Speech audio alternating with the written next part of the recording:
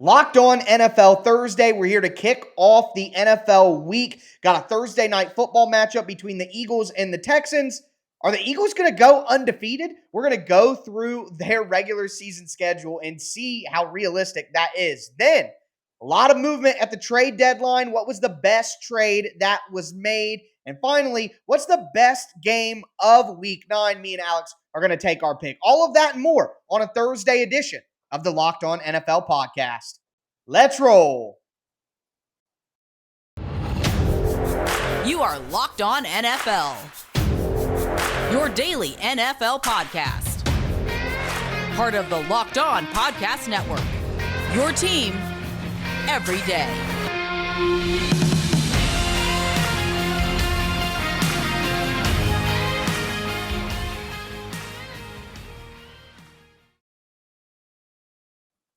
Football fans, it is a Locked On NFL Thursday. We're here to kick off week 9 with you guys. I am one of your Locked On experts, Tyler Rowland, here with my other Locked On expert, Alex Clancy. Even though that's not what the screen is telling you right now, you can trust me when I say that. But before we dive into our Thursday night football preview, just want to thank you guys for making the Locked On NFL podcast your first listen every day. Make sure you subscribe on whatever platform that you do stream for free Monday through Friday NFL content. Also want to let you know that today's episode of Locked On NFL is presented by PrizePicks.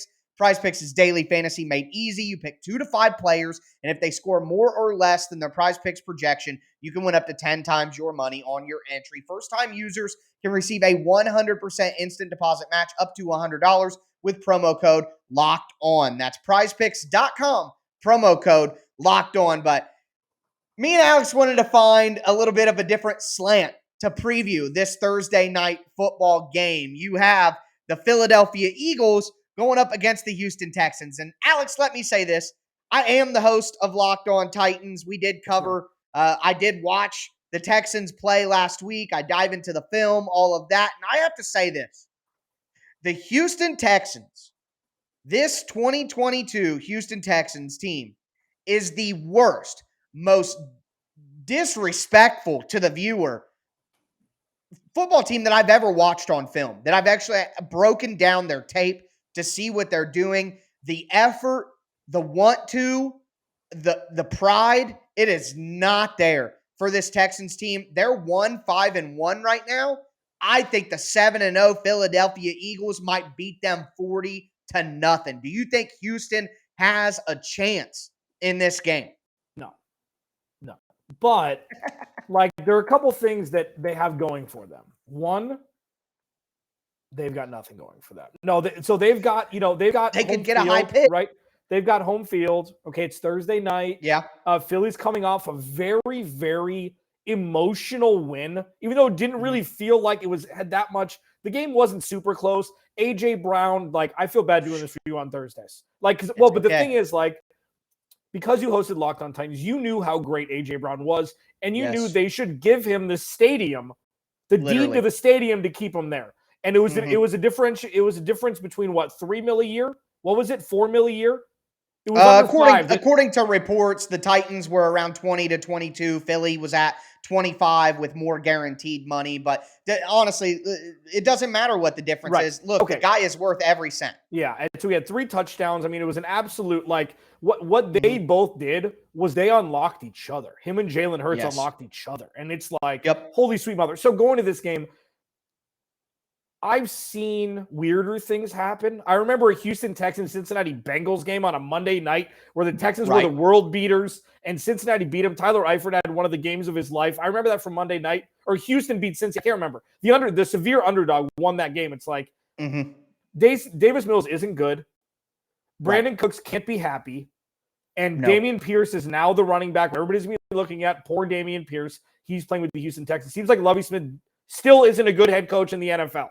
It just seems that way. Doesn't have all the talent, but Lovie Smith, it's discombobulated there. And there are some front office things that are out of Lovie Smith and the players' control. But it's a dumpster fire in Houston. Well, you knew this team was going to be rebuilding no matter what. But like you said, Lovie Smith is no different than David Culley last year. He's a sacrificial lamb who's not good enough to be an NFL head coach, and we know that. So we know the truth of what happened. I broke it down when it happened on this show with you. The Texans wanted to hire Brian Flores, and then Brian Flores sued the league. And the league said, you're not hiring him while he's suing us. So that's what happened there. And Lovie Smith was just the replacement plan B option to be another sacrificial lamb. He's not the coach that's going to turn this thing around. But the real story here to me, and we'll quickly do this, is Philly going to go undefeated? Alex, just stop me if you think they're going to lose this game, lose one of these games.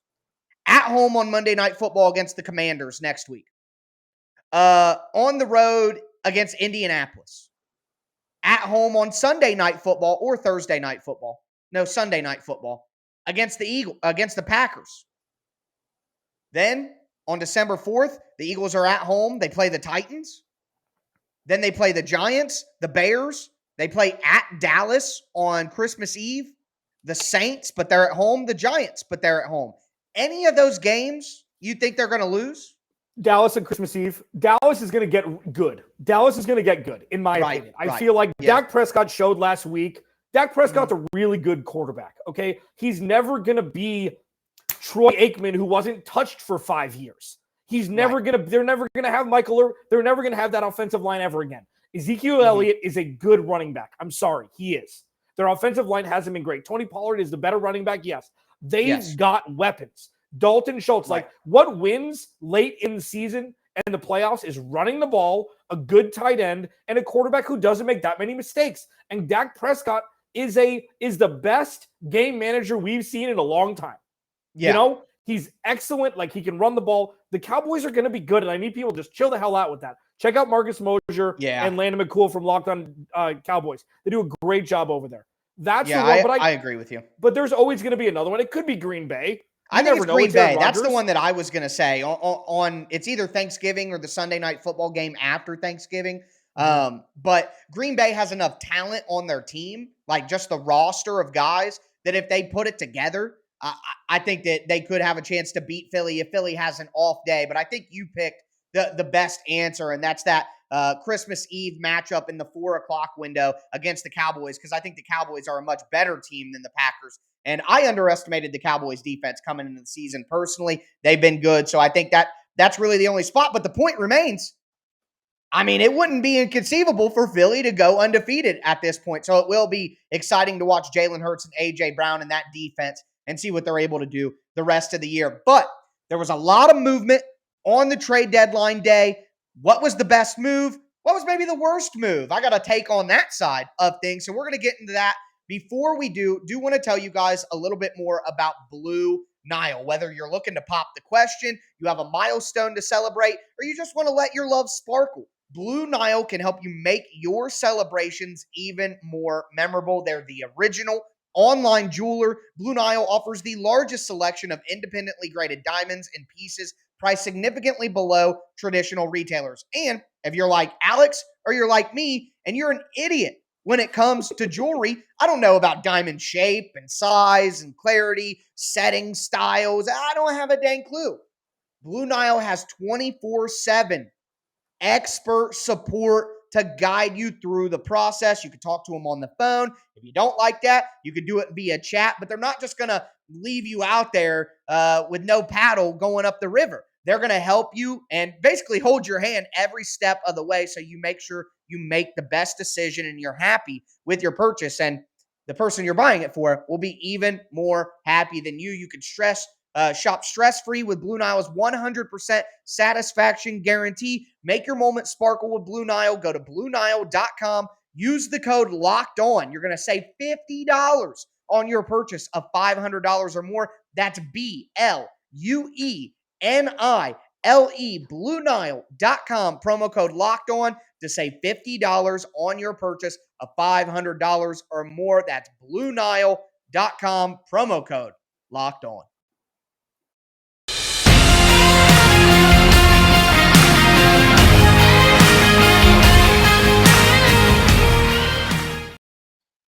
I mean, that's what we call a dictionary definition perfecto live read from my co-host there, Tyler Rowland of Locked On Titans. I'm Alex Clancy at Clancy's Corner. He's Tyler Rowland. at Tic Tac Titans. I host Locked On Cardinals. Thanks for making Locked On NFL your first listen each and every day.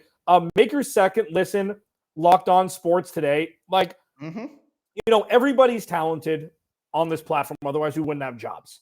I mean, this isn't like a charity. Like, we all work really, really hard. Another person who works really hard is Peter Bukowski, and he hosts Locked On. For the games the games that matter the most to the biggest stories in sports, go beyond the scoreboard and behind the scenes with local experts and insights only Locked On can provide. Check out Locked On Sports today, available on this app, YouTube, and wherever you get your podcast. Easy for me to say. Here's the thing. It's like I have conflicting feelings about the trade deadline a couple days ago. Okay? Because, we've heard a lot of the same teams this offseason. Broncos, Dolphins, 49ers, and haven't heard a lot. Packers, things like, even though they traded away Devontae Adams, they haven't done a whole bunch besides that. Chiefs. And it was kind of the same storyline surrounding those teams, the teams that did something or didn't do something. Now, Tyler's going to run down a list of names. He likes lists, and he likes running them down, and he likes having me react. So we're going to talk about the best trade, and I'm going to throw in the trade that made the least amount of sense yesterday, because there is a broad spectrum, and we're going to run them down right now. All right, Bradley Chubb. Bradley Chubb, edge rusher from the Broncos to the Dolphins. Chase Claypool, wide receiver from the Steelers to the Bears. Tight end TJ Hawkinson from the Lions to the Vikings. Calvin Ridley, the suspended wide receiver from the Falcons to the Jaguars. Chase Edmonds, the running back from Dolphins to Broncos. Running back Jeff Wilson from 49ers to Dolphins. Colts running back Nyheim Hines traded to the Bills. Running back Zach Moss goes from the Bills to the Colts, so a flip-flop there. The Jets acquire defensive lineman and edge rusher Jacob Martin. The Jets send Jacob Martin to the Broncos. The Chiefs send cornerback Rashad Benton to the Falcons. The Falcons send safety Dean Marlowe to the Bills. And the Commanders send cornerback William Jackson III to the Steelers. Alex, out of those, which was the one that you think was the best? Bradley Chubb. Like, it was the reason why, it's not even that it was because it was the player. It was because which is great, but it was because, and they're going to extend him. They're not trading a first round pick. Yeah, that's part for of 10 games. Okay, so let's just let's put the kibosh or kabosh, depending on how you how you say that word on that. They moved down 3 picks. The Dolphins did, from 3 to 6 in the 2021 draft, to have San Francisco move up and draft Trey Lance, who's played 5 games in 2 years, maybe. Yeah. And they moved down. They drafted Jalen Waddle. At the time, it looked like Jalen Waddle with Tua was a dumb choice. Jalen Waddle wasn't even the best receiver on his own team, and he was taken first. Okay? Yeah. So you take Jalen Waddle with 6, and he's worked out fantastically in that offense, even more now. And then they took their 2023 first-round pick, or 2024 first-round pick, I can't remember, and turned that into Tyreek Hill. And then they turned the 3rd first-round pick into Bradley Chubb. So not only do they have the players in place that they already had on their roster, but they added 3 bona fide, soon-to-be or current studs in the NFL for moving down 3 picks and maybe getting a guy that they wanted anyways. It's like the thing when the Philadelphia 76ers moved up to draft Markelle Fultz and gave Boston picks to move down to 3 when Boston was going to draft the better Jason player. Tatum at 1 overall. They were going to draft Jason Tatum first anyways. Yep. So it's just like, what are we doing here? That it created. Sorry, I'm going diatribe here, but it brought the trifecta together, and that's why I was like, good for Miami. That's what good leadership looks like. I like that they addressed it. Their pass rush, especially with just 4, has been awful this year. They don't generate enough pressure. I like Jalen Phillips, the guy out of Miami, but I mean, he's not doing enough, and he looks like more as a secondary edge rusher than your top edge rusher. So I really love that. The other one that I liked a lot was the Vikings getting TJ Hawkinson. Yeah, Irv Smith Jr. is going to be out, but I think Hawkinson is a ready-made win now player. The Vikings are 6-1. As you accurately called, and I got wrong, the Vikings look like they are going to win that division. And in my opinion, in the playoffs, like you mentioned, superstars win. Superstars win in the playoffs. And I was saying TJ Hawkinson is some superstar level player, but he's a really good player who fits the Vikings timeline more than he fits the Lions timeline. The Lions aren't anywhere close to needing a fully productive tight end. A tight end, in my opinion, while being very important, is a position where you don't need a stud at. So if you're the Lions and you're rebuilding, there's no reason to have a tight end be like the focal point of the rebuild. I like what the Lions did getting rid of TJ Hawkinson here. They got a long way to go before a guy like TJ Hawkinson will really make a big difference. And I like what the Vikings did, adding him in. That's exactly what they needed to balance out Justin Jefferson, Adam Thielen, Dalvin Cook. I just like the set of weapons that they have in that offense. I think there was a good move, and we may agree on this, but I'm going to say the one trade that I didn't like, that I thought was way out of bounds, is the Bears acquiring Chase Claypool. I'm going to be upfront and honest. I'm not a fan of Chase Claypool. I wouldn't want him on my football team under any circumstance. We saw him that one time celebrate his own catch and run the timeout for his team to have a chance to win. Early before the season, he said he's a top 3 wide receiver in the NFL. I'm not against confidence, but it sounds like the guy has a serious awareness issue. And I don't like players who have awareness or football IQ issues. I don't care how big, strong, and fast they are. I don't even think that Chase Claypool wasn't even a top 2 wide receiver on his team if we look at what's going on right now. And while the Bears, on the Bears side of it, the Bears absolutely do need wide receivers desperately to get a clear look of who Justin Fields really is. Chase Claypool isn't a number 1 wide receiver, in my opinion, so you're not solving that problem. And you paid a 2nd-round pick for him. The Bears don't know who they are. They give away Roquan Smith. They give away Robert Quinn. They're sellers, and now they want to buy. Chase Claypool was drafted for a 2nd-round pick when he had 4 years of team control and potential. We know who he is now. He's got 1.5 years before you got to give him a new contract, and he's still worth the 2nd-round pick. The Bears' own 2nd-round pick, not even the one they got from the Ravens, which is the Bears' pick's going to be higher. So I just think they paid way too much for a player that I personally wouldn't want to be one of the core players on my team. Yeah, it's interesting. And to get too much, that was the whole thing, and I agree with you. Chase Claypool reminds me, oddly enough, of Josh Rosen, and go with me here. I know we have to go to break here in a minute. Josh Rosen lived off of his reputation from one of the first games his last year in college against Texas A&M when he threw 4 touchdown passes in the 4th quarter and they won the game. That was like the jet stream that he rode all the way to being a top 15 pick in the NFL. Chase Claypool had 5 touchdowns in 2 weeks 2 years ago with Ben Roethlisberger. It's like, what are we doing here? This is the greatest thing ever, and then nothing to be seen again. Now, there is an honorable mention that I want to make because I know we have to go in 45 seconds here. There's 2 honorable mentions, actually. One is William Jackson going to the Steelers from the Commanders. Now, the reason why is they're going to go all in on offense. You think 1st-round pick, they could draft a quarterback. They're going to get a 2nd-round pick. They could go whatever they want. Offensive line, like the Steelers are setting themselves up for success a little bit quicker than people think. And then Nyheim Hines, the last-second move for the Bills, it's the little cherry on top for that Bills offense that's going to be a murderer's row for anybody that plays them. Now you got the pass catching back. You don't have to use James Cook. You don't have to worry about Zach Moss anymore. Devin Singletary and Nyheim Hines, it's going to be problematic for other teams who are facing the Bills even more than it already is. Coming up next, our key matchups, the matchups we're excited to see. I think this is Tyler's favorite segment every week, looking into Sunday. We're going to talk about it next here on Locked On NFL Thursday, your team every day. First, BetOnline.net. BetOnline is your number 1 source for all sports betting this season. And when it comes to it, what is the over-under on Tyler putting up the wrong overlay when we're watching this? No, I would have said it was plus 1,000,000 to 0 because Tyler is so diligent. That's why I joke. Okay. BetOnline, they've been around with us forever. We love them. Find the latest player developments, team matchups, news, podcasts, in-depth analysis of every game. They continue to be your continued source for all your sports wagering information, from live betting up to the minute scores for every sport out there. That's NFL, Major League Baseball, World Series, MMA, boxing, golf. The best part about it is if you want any sort of weird NFL, like who's going to win the NFC South, they've got a bet for that. Who's going to win the MVP? Not all books have those.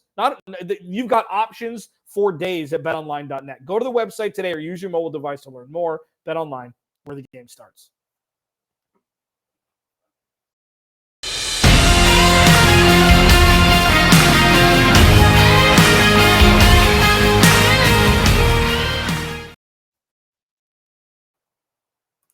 All right. All right, Alex. It's time. It's time. We're going to cap off a Thursday edition of the Locked On NFL podcast. Before we do, I want to thank you guys again for making the Locked On NFL podcast your first listen every day, free and available on all platforms. Your team every day. Make sure you subscribe on whatever platform that you do stream. I do love this segment. I do love talking about just the slate of games that is. So, out of all the games that we are seeing in week 9, what is our favorite? And for me, a little home cooking here, man, but I think I might be on the right page anyways. We got a 5-2 team against another 5-2 team with on history. Sunday Night Football. Woo! The Tennessee Titans against the Kansas City Chiefs. The Titans have the worst offense, number 32 in the NFL. Man, they're so fun to watch every Sunday. Yes. God, I love that. And then we have the best offense in the NFL. And the question is, can a defensive line truly win a game by themselves? That's what we will have to see from the Titans. And the Titans smoked the Chiefs last year, 27-3 in the regular season.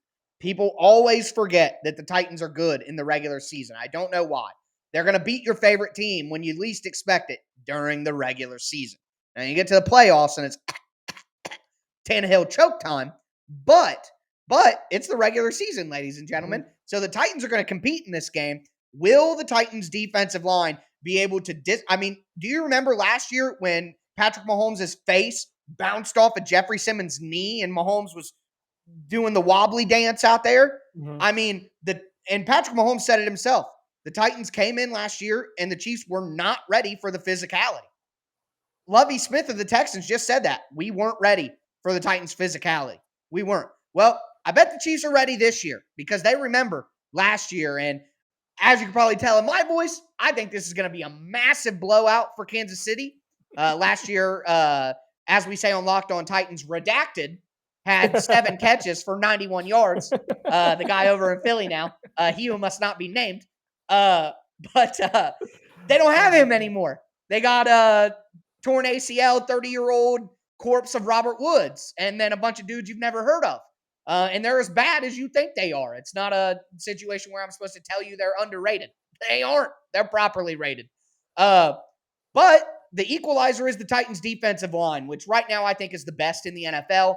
Jeffrey Simmons, maybe the best football player on the planet right now. Danico Autry, Bud Dupree, Rashad Weaver, Tierre Tart. Titans have a great defensive line. Last year, they were able to completely flummox Kansas City and lead to a Titans blowout victory. The only way that the Titans can compete in this game is if that defensive line finds a way to force turnovers. I don't think they're going to be able to do enough, but it's 2 5-2 teams in primetime. That's a great game to watch no matter what. Yeah, no, agreed. Like I am 100% in unison with that because lest we forget, are we going to redact this, that Patrick Mahomes became Patrick Mahomes during his pirouette during the second quarter as it was winding down when Tennessee went up a bunch of points in the playoffs, and he did not go down. He went into the end zone, and that was the birth of Patrick Mahomes during the playoffs a couple years ago. For me, I'm going to play the hits here, a couple. One of which is Rams at Bucks. Which team is real? Which team stinks? Do they both stink? The Rams playing in Tampa Bay is something that I'm very, very fascinated to see because it's a couple old dogs at quarterback, a couple teams that aren't playing well to their potential, at least as their roster states, and which team is going to fall to a position that's going to make it more difficult to make the playoffs. Atlanta's leading the NFC South. The Seahawks are leading the NFC West. Nobody had that on their bingo cards when the season started. I'm curious to see what happens there. And the other one for me, this is just for me, is the Packers playing the Lions in Detroit. Oh, if Detroit beats the Packers. Right.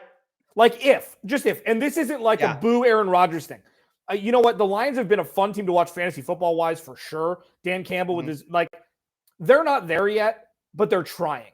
They're in their braces stage of human existence. And they're going to get really good. They've got some really good pieces there. They're probably going to draft the quarterback. Dan Campbell's the leader of that team. If Aaron Rodgers goes into Green Bay and goes into Detroit and they lose, I just wish I was Peter Bukowski. Yep. That's going to be exactly. So that's a selfish one for me, but I'm fascinated to watch that one in the early slate. No, I agree with you because to me it's a last stand moment for Green Bay. The only way that they're going to find a way to be a respectable team this year and have any semblance of chance to get into the playoffs and win is if they're able to pull this out. If they lose to the line, you lose to the Bills, nobody's going to bat an eye. You come back from that and you lose to the Lions, and what would that drop Green Bay to? 3-5 at that point.